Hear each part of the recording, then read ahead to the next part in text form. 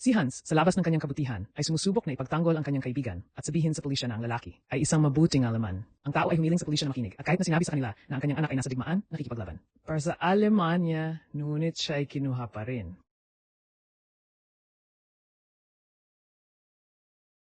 Nagsimula ang pelikula noong Abril 1938. Ang tinig ng kamatayan ay nagbabahagi ng karanasan nito sa pagpunta sa isang bata na nagngangalang Liesel Memminger. Habang ang isang batang si Liesel ay naglalakbay sa isang tren kasama ang kanyang ina at nakababatang kapatid, siya ay naging isang ayaw na saksi sa sandaling namatay ang kanyang nakababatang kapatid. Dito unang nakatagpo ang kamatayan. Kasunod ng pagkamatay ng kapatid ni Liesel, si young Liesel ay ipinadala upang maampon ng mga Hubermans.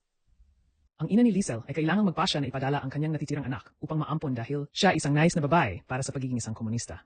Ipinakilala ng Hubermans ang kanilang sarili bilang Rosa at Hans kay Liesel. Matapos mag-ayos sa kanyang bagong tahanan, inutusan ni Rosa si Liesel na tawagan ang kanyang mama at Hans papa. Sa simula, si Liesel ay tahimik at bahagyang mga pag-usap.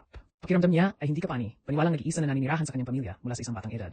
Kinabukasan, ang batang lalaki mula sa susunod na pintuan ay kumatok na maaga sa sambahayan ng Huberman. Ang batang lalaki ay kilala bilang Rudy at hiniling ang mga Hubermans na payagan na maglakad kasama si Liesel sa paaralan. Sumasang-ayon si Rosa at ang dalawang bata ay nagsisimula ng isang malapit na pagkakaibigan. Sa kanyang unang araw sa paaralan, hiniling ng guro si Liesel na isulat ang kanyang pangalan sa pisara. Si Liesel hindi alam kung paano magbasa o sumulat pa, maari lamang magsulat ng 3 X sa board. Kumita ito ng panlalait na panunuya mula sa kanyang mga kamag-aral. Tinatawag nila siyang Doomkopf für Stupid sa Aleman. Hindi isa upang tiisin ng kahihiyan, sinimulang matalo ni Liesel ang isa sa mga batang lalaki na nanunukso. France. Ang katapangan ni Liesel ay lumapit kay Rudy sa kanya. Sa kanilang pag-uwi, binabantayan ni Liesel si Rudy laban sa pamilyar sa kanya, dahil gagawin niya. Sinusuportahan lang ni Rudy ang kanyang pahayag bilang kamangmangan lamang. Nang gabing iyon, nang matulog si Hans Tux, nadiskubre niya ang isang libro na pinili niya mula sa libing ng kanyang kapatid, ang Handbook ng Gravedigger. Nagsisinungaling siya kapag tinanong niya si Liesel tungkol dito at sinabing kabilang ito sa kanyang patay na kapatid. Si Hans ay nag-udyok na hindi alam ni Liesel kung paano pa magbasa, kaya't kinuha niya ito sa kanyang sarili. Turuan mo siya. Samantala, sa panahon ng Kristallnacht, pinilit si Max Vandenberg na magkahiwalay sa kanyang ina. Sa oras na ito, ang pagiging Hudyo ay hindi ligtas. Ang isang kaibigan ng Vandenbergs ay nagpapaalam sa kanila na kailangan nilang makatakas. Gayunpaman, pinapayagan lamang ang isa sa kanila at pinipilit siya ng ina ni Max na pumunta at mailigtas ang kanyang sarili. Ang tala ng kamatayan na ang sandaling ito ay pinagmumultuhan ni Max sa kanyang buhay. Di nagtagal pagkatapos dumating si Liesel sa Alemanya, siya ay pinasok upang sumali sa kilusang kabataan ng Hitler. Sa panahon ng isa sa mga aktibidad sa induction para sa kilusan, isang seremonya na nasusunog ng libro sa Nazi, sina Liesel at Rudy ay pinipilit na magtapon ng mga libro sa apoy. Ang Savage Act ay lubos na nakakagulat na si Liesel na nakabuo ng isang mataas na pagsasaalang-alang sa panitikan, habang patuloy na tutor siya ni Hans. Ito ay isang sagradong tradisyon sa pagitan ng isang ama at ng kanyang anak na babae na tunay na nagbabantay. Kapag natapos ang kaganapan ng bonfire at ang lahat ay umalis, si Liesel ay bumalik sa apoy upang kunin isang aklat na hindi pa masusunog. Gayunpaman, lumilitaw na nahuli si Liesel sa kilos ng isang babae sa isang kotse na nangyayari upang magmaneho palayo. Hindi alam kung sino ang nakakita sa kanya, nagsisinungaling ito at maiwasan ang pag-isip tungkol sa kinahinatnan. Ang kanyang mga aksyon. Bumalik sa bahay ng Huberman habang pinag-aralan ni Liesel at Hans ang kanyang mga salita, isang kumatok na darating. Sa kanilang pintuan sa kalagitnaan ng gabi. Kapag binuksan ni Hans ang pintuan, ito ay Max Vandenberg sa kabilang linya. Bumagsak si Max sa sahig halos kaagad habang papasok siya sa bahay. Nang matagpuan ni Rosa si Max sa lupa, nagmamadali siya sa lahat at mabilis na pinipigilan ang pintuan. Inilagay ng mga Hubermans si Max sa ekstrang kama sa silid ni Liesel upang mabawi. Habang natutulog si Max, kinuha ni Hans ang kasinungalingan upang ipaliwanag kung ano ang nangyayari. Ginagawa ni Hans si Liesel na si Max ay mananatili sa kanilang pamilya para sa isang habang ng ngunit, na walang makakaalam na nandoon siya. Ginagawa niyang pangako si Liesel na huwag sabihin sa isang kaluluwa. Sa susunod na mga araw, ang mga Hubermans at kasinungalingan ay may posibilidad na Max habang siya ay nakabawi mula sa mga pinsala. Kinuha niya ang kanyang mga paglalakbay. Habang nagbabahagi ng isang silid na magkasama, lumago sina Max at Liesel. Ang dalawang bono sa kanilang ibinahaging puot kay Hitler. Hindi pumayag si Max ng mga kabangisan ng Führer laban sa mga Hudyo at sinisisi ni Liesel si Hitler para sa paghihiwalay sa kanyang ina. Isang araw si Rosa, isang babaeng labahan, ay humiling kay Liesel na tumulong sa ilan sa kanyang trabaho.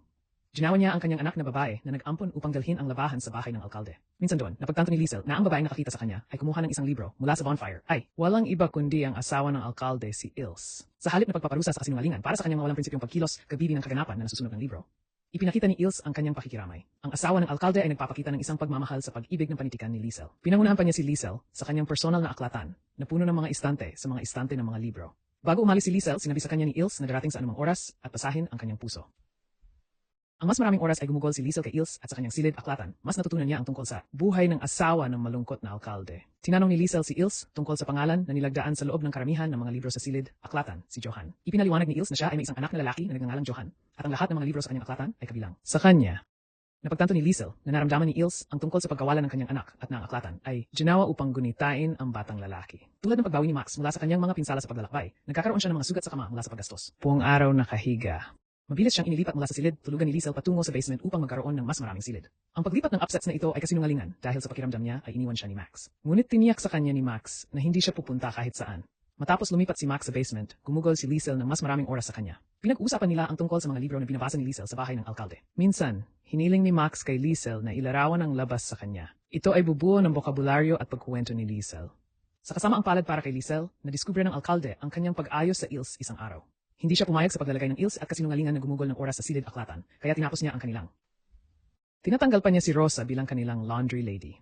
Isang hapon ipinakita ni Liesel si Max na may regalo. Ang isang pahayagan, si Max, ay lubos na tungkol sa pag-alam tungkol sa mundo sa labas. Sinimulan nito ang pag-snow at ang pamilya ay naglalaro na magkasama sa niebe. Upang maisangkot si Max, lahat sila ay kumukuha ng niebe mula sa labas papunta sa basement. At sila, bond bilang isang pamilya. Bulalas ni Liesel na ito ang pinakamahusay na Pasko na mayroon siya. At pagkatapos ito ay turn ni Max. Bigyan mo siya ng regalo. Kinuha ni Max ang kanyang kopya ng Mein Kampf, ngunit pininta sa bawat pahina na ito ay naging isang blanco na libro. Sinabi niya kay Liesel na simulan ang pagsulat dito at gawin itong sarili. Kinabukasan, si Max ay nagkasakit sa matinding sipon sa basement, pinalubha ng pamilya. Labanan ng niebe. Nakaramdam ng pagkakasala sa kalagayan ni Max, pinapanood siya ni Liesel. Nagpasya siyang magbasa kay Max hanggang sa gumaling siya. Kapag naubusan si Liesel ng mga libro upang mabasa kay Max, hiniram niya ang ilan mula sa silid-aklatan. Binago niya ang bahay ng alkalde, ngunit hindi gumagamit ng pintuan sa harap. Sa halip, gumagamit siya ng isang nakalock na window upang makakuha ng pag-access sa library. Kapag sa loob, kumuha si Liesel ng isang libro na dadalhin sa bahay upang mabasa kay Max. Kapag nagtagumpay ang kanyang plano, nakakakuha siya ng kumpiyansa na patuloy na gawin ito sa mga sumusunod na araw. Isang araw, habang humiram ng isa pang libro mula sa silid-aklatan, si Rudy ay nakakuha ng kasinungalingan sa kilos. Hiniling ni Rudy sa kanyang kaibigan na sabihin sa kanya kung ano ang nakita niya na ginagawa niya, at sa wakas, kinumpirma ni Liesel. Ibig niyang sabihin, Rudy, siya ay humiram lamang ng mga libro at wala pa. Tumahimik si Rudy at pinipilit ang kanyang kaibigan upang sabihin sa kanya ang higit pa. Kailangan ni Liesel ng paglilinaw tungkol sa kung ano ang hinihiling sa kanya ni Rudy. Sa wakas ay tinanong siya tungkol kay Max. Nabasa niya ang kanyang journal at nalaman ang tungkol kay Max. Nabigla si Liesel at humingi kay Rudy na huwag sabihin sa kahit sino. Tulad ng ipinangako ni Rudy na si Liesel ay panatilihing lihim ito. Ang kanilang bully sa paaralan, si Franz, ay naririnig. Pinipilit ni Franz si Rudy na ibunyag ang lihim ni Liesel, ngunit tumanggi si Rudy. Sa halip itinapon ni Rudy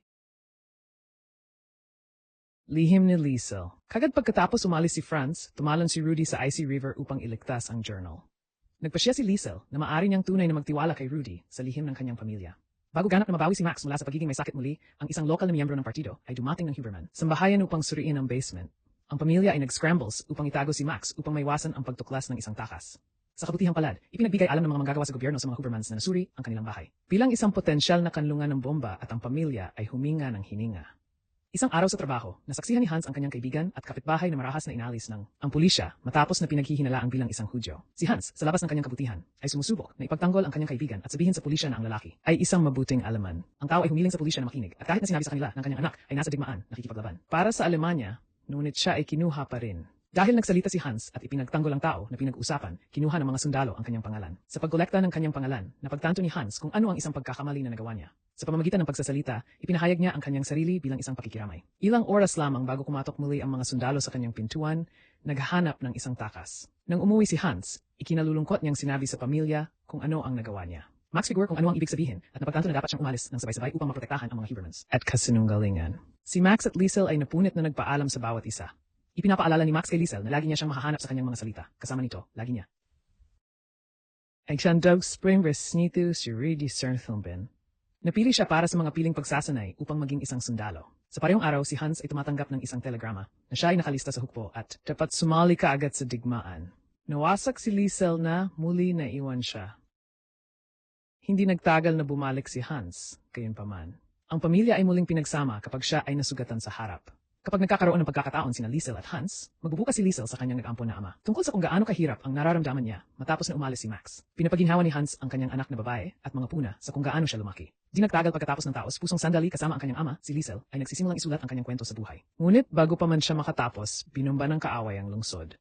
Halos lahat ng tao sa kapitbahayan ay namatay, kabilang ang mga Hubermans. Si Liesel lamang ang naligtas dahil nakatulog siya habang nagsusulat sa basement. Sa tabi ng pintuan, hinila ng mga kapitbahay ang isang masamang nasugatan na si Rudy mula sa kanilang nasira na bahay. Nagmamadali si Liesel sa tabi ng kanyang kaibigan at sinimulan niyang sabihin kay Liesel na mahal niya ito. Si Liesel ay humingi sa kanya na huwag mamatay at sa wakas ay binigyan siya ng halik na lagi niyang hinihiling sa kanya. Ngunit huli na at naipasa na niya. Pagkalipas ng 2 taon, habang si Liesel ay nagtatrabaho sa isang tailor shop, matagumpay na bumalik sa kanya si Max. Masaya siyang hanapin siyang buhay at bumalik sa kanyang buhay. Tumatakbo siya hanggang sa kanyang kaibigan at yakapin nila ang muling pagsasama.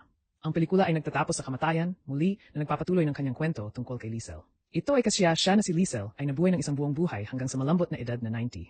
Sinabi ng kamatayan na nakita nito ang maraming mabuti at masasamang bagay sa mga nakaraang taon, ngunit si Liesel ay isa sa ilan. Yun ay nagtaka kung paano ito magiging buhay.